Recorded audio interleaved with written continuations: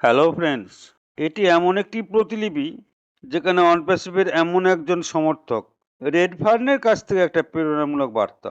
Ash মুভারের যেখানে সাহস, নেতৃত্বের প্রতি বিশ্বাস এবং বিপর্যয় সত্ত্বেও কোম্পানির পরবর্তী পর্যায়ে এগিয়ে যাওয়ার বিষয়ে আমাদের কাছে আলোচনা করছেন। মূল বার্তা চালিয়ে যাওয়ার সাহসের উপর জোর দিয়ে বলেন যে সাফল্য প্রায়শই তাদের কাছে আসে যারা প্রান্তের তলানিতে পৌঁছানোর পরেও হাল ছেড়ে দেয় না।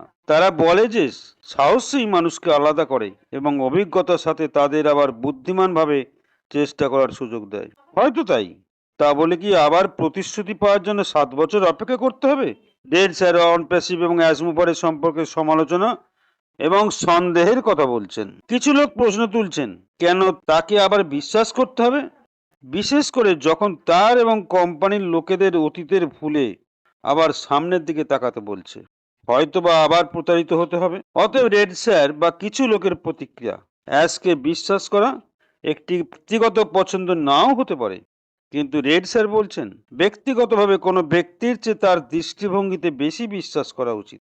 তারা অতীতের ব্যর্থতা এবং ভুল স্বীকার করে, যেমন ভুল লোকেদের অতিরিক্ত ক্ষমতা দেওয়া, কিন্তু উল্লেখ করে যে অ্যাশ হাল ছাড়েননি। তিনি লড়াই চালিয়ে গেছেন বা যাচ্ছেন।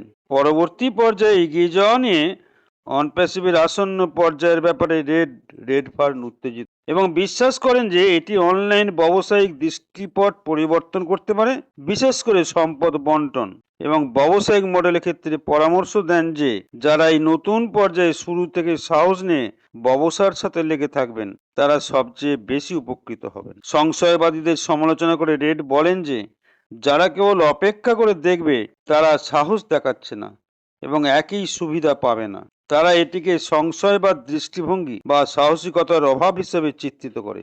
মূল বিষয় হলো স্থিতিস্থাপকতা, নেতৃত্বের প্রতি বিশ্বাস এবং বিপর্যয় সত্ত্বেও ব্যবসায়িক দৃষ্টিভঙ্গির প্রতি প্রতিশ্রুতিবদ্ধ থাকা। এটি বিশেষ করে অনপ্যাসিভ সদস্যদের লক্ষ্য করে তাদের প্রক্রিয়াতে বিশ্বাস করতে, অ্যাসমুভারকে বিশ্বাস করতে এবং ভবিষ্যতের সাফল্যের জন্য জড়িত থাকতে উৎসাহিত করে।